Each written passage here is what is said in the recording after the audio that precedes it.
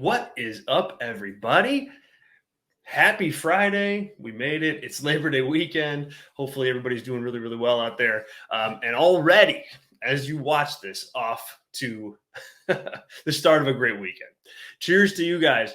I'm here to discuss some professional wrestling. Watched some last night, and as promised, I want to deliver here on the old Fireside Chat a recap of what I saw at the AAW show here in Chicago. Kind of like a legendary, long-time Chicago independent wrestling promotion that that lots of top talent has come through, and I mean lots, and still does.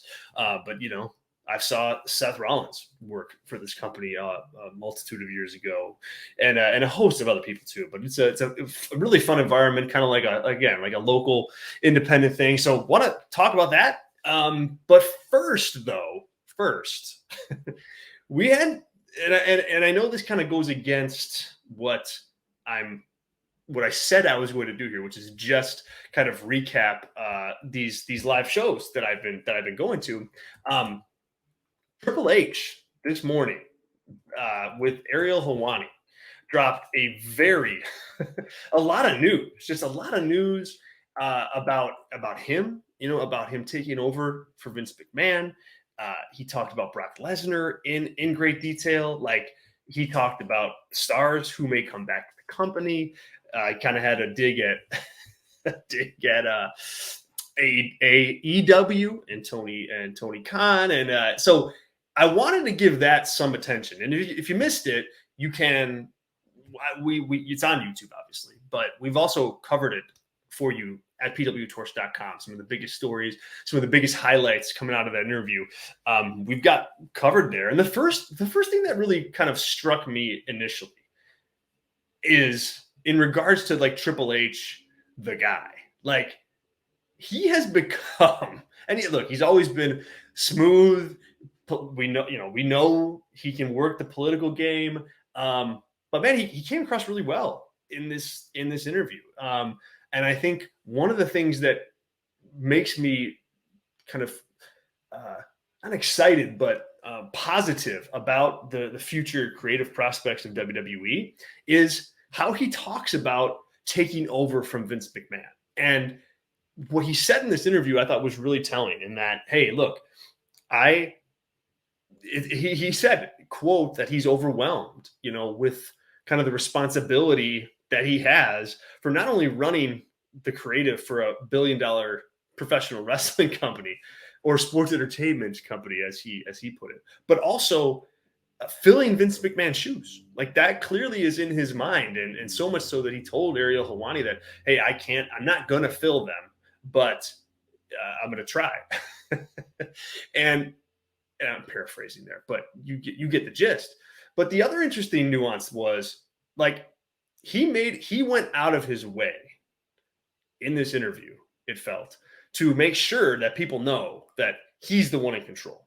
It's him. He talked about making big decisions. He talked about, hey, like, I sometimes have these moments of, like, I need to get some idea approved, and I forget that it's me. I'm the one who has the final say in the decisions. And so he articulated that well. And then the final part of this, which really pushed me over the edge in terms of, like, okay, like, this really is his show, is that he openly discussed, like, not making decisions based on what he thinks Vince McMahon would do.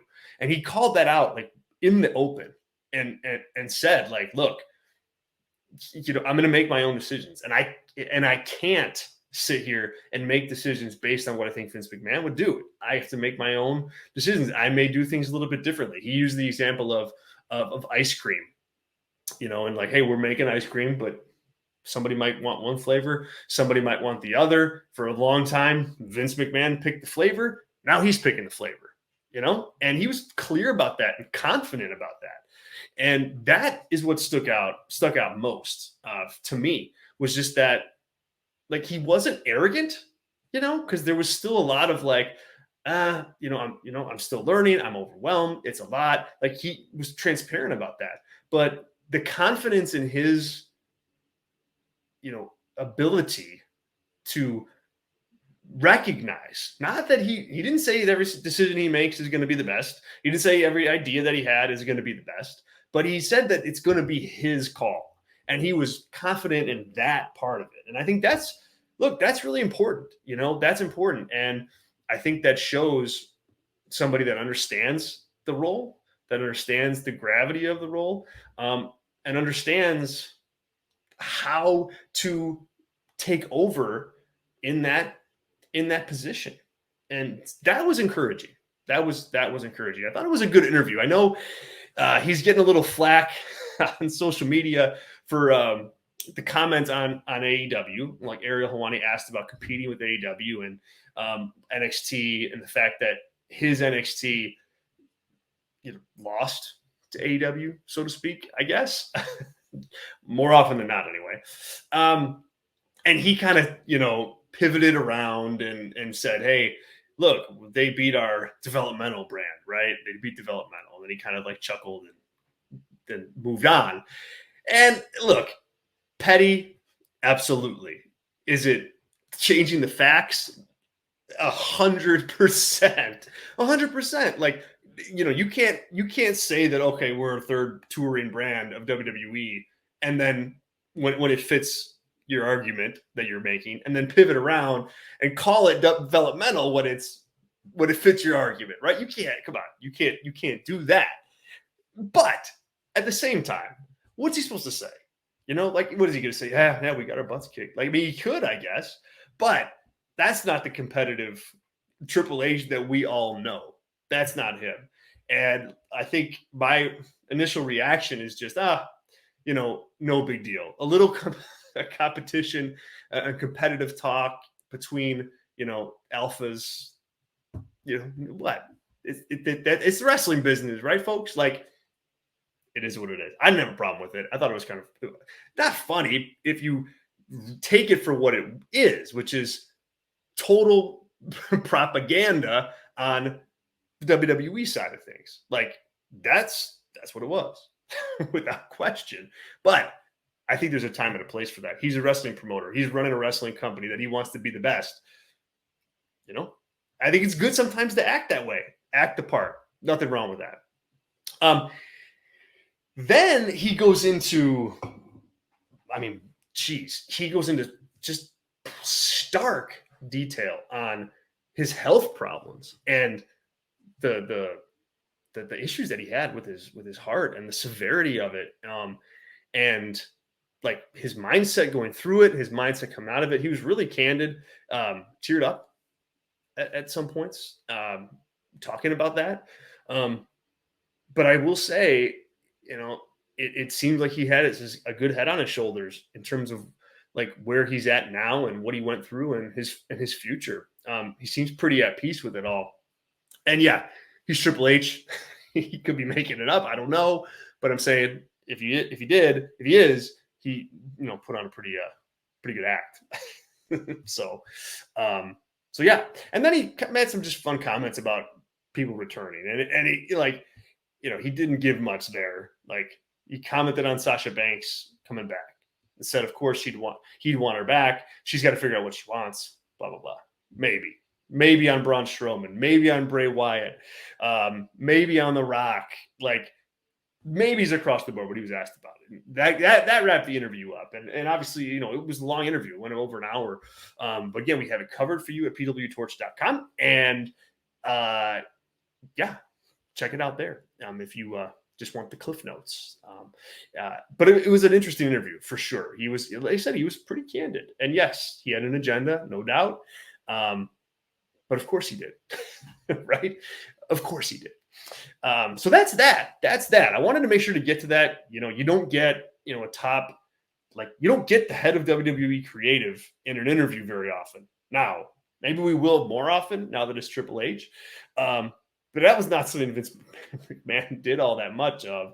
And so this was interesting. Wanted to make sure that I got to it, even within the framework of what we're doing this weekend, which is talking live wrestling. And last night, I was live in the building for AAW Destination Chicago.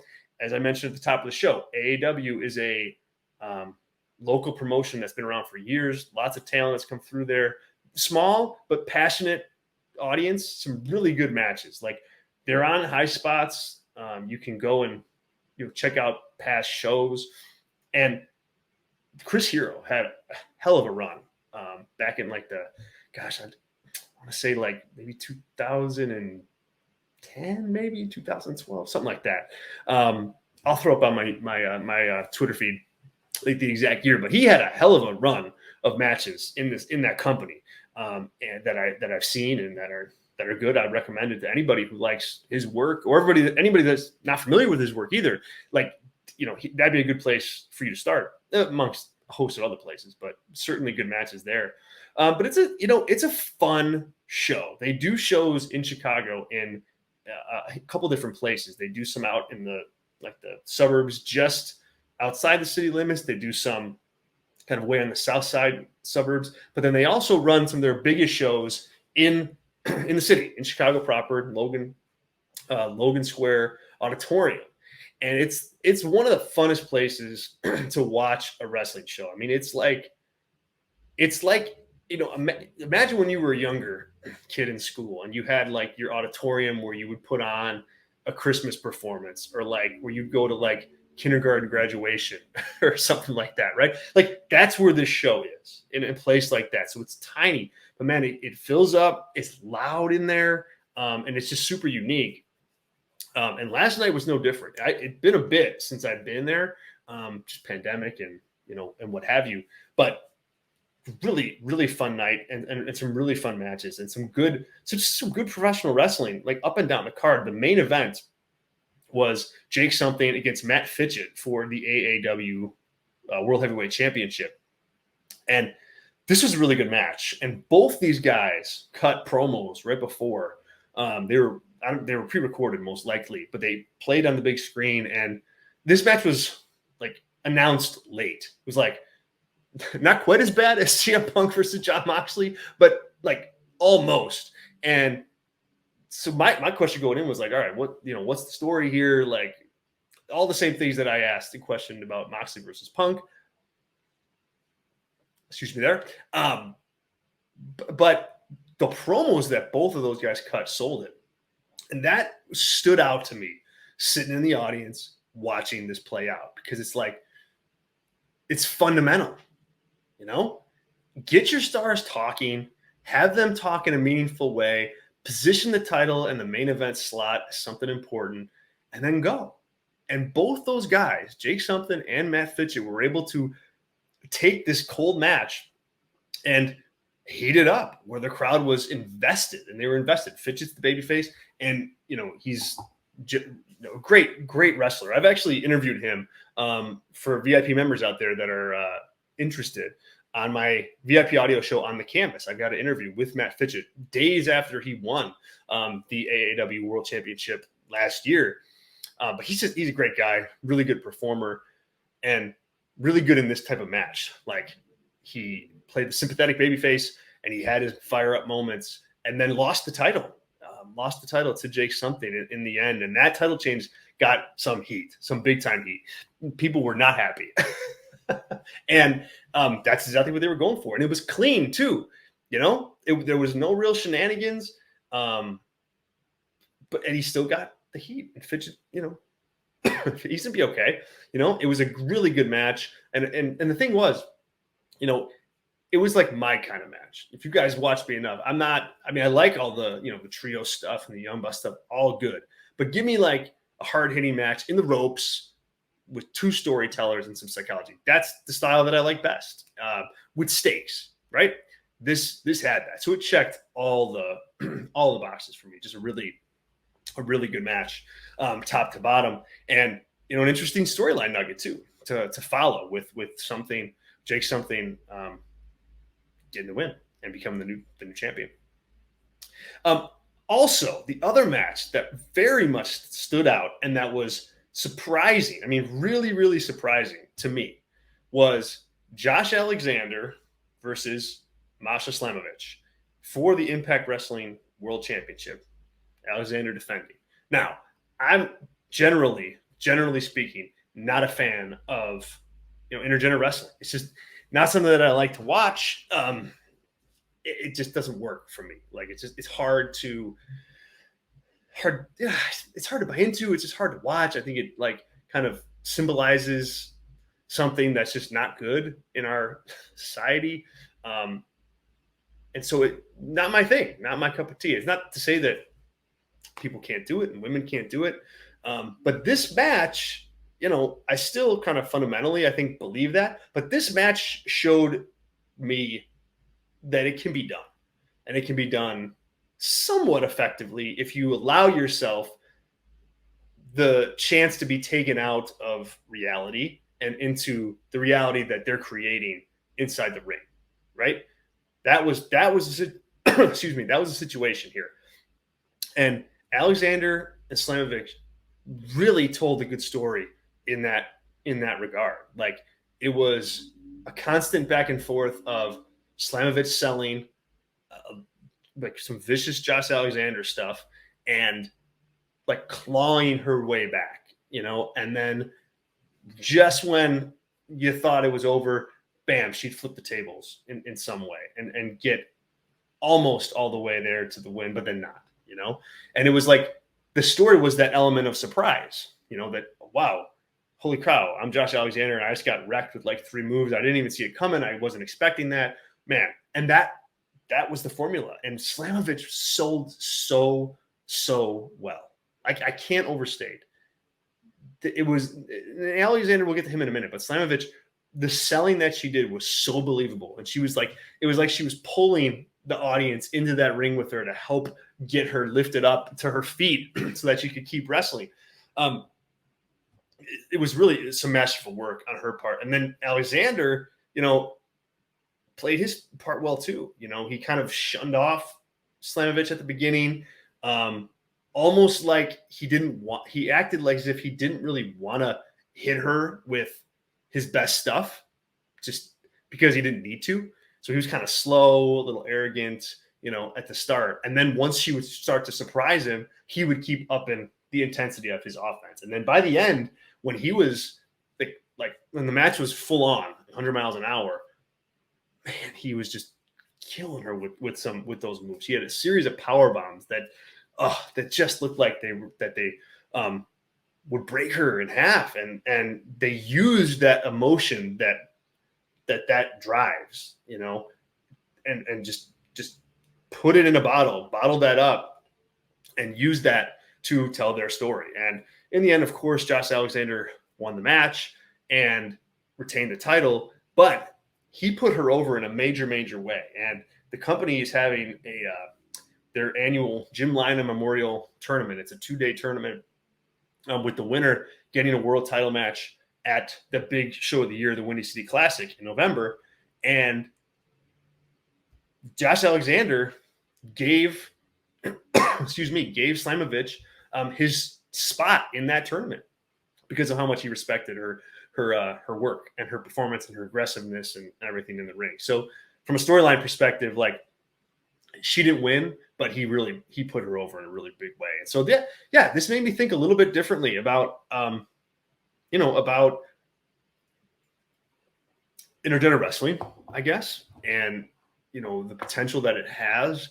I guess sitting here, seeing it done live, so effectively, it makes me think that yes, it can. But really, I don't know how many other stories you can tell, like in an intergender wrestling match. And maybe I have to watch more of them, I don't know. But it just seems like this is the story. And it's just a matter of like, how well do you tell it? And on this night, I thought Alexander and Slimovic told it really good. Some other highlights. We had Davey Vega versus Ace Austin for Ace Austin's Heritage Championship. It's kind of like I'd classify it as like the Intercontinental Championship. Jeez, I'm coughing a little bit. Of AAW. And 11 minutes it went. It was a feverish 11 minutes, like fever pitch. Ace Austin, I mean, man, the pace, I said this on Twitter during the show, that the pace at which that dude works, my God, it is so fast and so furious and really quick. And you can really see something in him when you go out there, when you watch him. He's just really good stuff, top to bottom. We had the AAW Women's Championship on the line. Billy Starks against Christy Janes. Good little match. Not, I wouldn't. I've seen Christy Janes have better matches and better title matches. Starks was good to watch. She played, the sympathetic underdog role really, really well too. So that was good. And then the other standout match that, to be honest, I was surprised by was Mike Bennett against Silas Young. And this thing, they started off with a long promo segment, really, long for any wrestling show, but especially like an independent show where you don't usually get all that much promo time or talking. And both guys did. Silas Young talked first, kind of ran down Mike Bennett, ran down Maria Kanellis, and then Bennett came out and stood up for himself and said he was going to kick Silas Young's ass, and then he brought Maria out to be his manager outside the ring, and so they set the table, and then they had just a hell of a match. Like, Mike Bennett can go for sure, but this match in particular was, I think, one of the better performances I've seen him have. And what's interesting is earlier this year, I saw Warrior Wrestling Show, which is another major kind of Chicago independent promotion, not just Chicago, but regional, I guess. And he had a great match for them too. And so he's like, that's the second time in a row now where I'm walking away going, wow, Mike Bennett. Okay. Like it was stiff. It was believable offense, believable selling. And it worked. And he worked that live audience. Like, he worked hard to get the reactions that he was getting. He won the match and got a really big pop in doing so. So that, I was really impressed with Mike Bennett during the show as well. Atmosphere wise, fun stuff. I mean, clearly everybody's ready for an exciting weekend of pro wrestling in Chicago. And you could sense that here. The beer was flowing, a lot of audience, chants. And the venue is so intimate that it's like, it just helps to like cultivate that environment where you feel like a part of something. And so that was really fun to see too. So fun night out at more wrestling shows. And that's going to continue this weekend. Big time stuff. So I'm going to try to have reports, video reports like this one every night that I'm seeing stuff. So Saturday night will be a bit kind of a major update here, because we got the Wrestling Showcase show, which, if you missed it, I did an interview with Matt Cardona, who's going to be a part of that tournament that's taking place tomorrow afternoon. So you can check out that interview. Really cool interview. Matt Cardona talked in detail about like being ahead of the curve in terms of pro wrestling, in terms of YouTube and social media. Spoke at length about that. So check that out. But he'll be there. Jacob Fatu will be there. Tatanka is going to be there. Josh Alexander, Moose. Like, it's a pretty stacked little tournament. So that's in the afternoon. And then it's GCW. I'll be there, my first ever GCW show. So I'll cover that here after the fact. That should be insane, of course. Then, of course, we've got Clash at the Castle, which is at noon. And be here for that. Tyler Sage and I, Torchcast. We will be live during the show. We'll watch the show together, we'll hang out, shoot the breeze, joke, laugh, cry. Who the hell knows? But we will be here and we'll have a fun time. So make sure that you join us for Clash at the Castle. Then, of course, on Sunday, we've got All Out and an NXT pay-per-view too, Worlds Collide. So that's a thing also. So it's going to be busy. Keep it locked here. Like the videos, be a huge help. Follow me on social media right here at Z Heydorn Torch, or I guess here at Z Heydorn Torch. And then subscribe to the channel. We've got good stuff going up all weekend, like I said. And you can check out the Fireside Chat that we did yesterday, previewing All Out, previewing Clash of the Castle. So it's all there for you, and some cool interviews as well. And you guys know the drill. We appreciate the support as always. Thank you guys so much. I'll catch you guys later.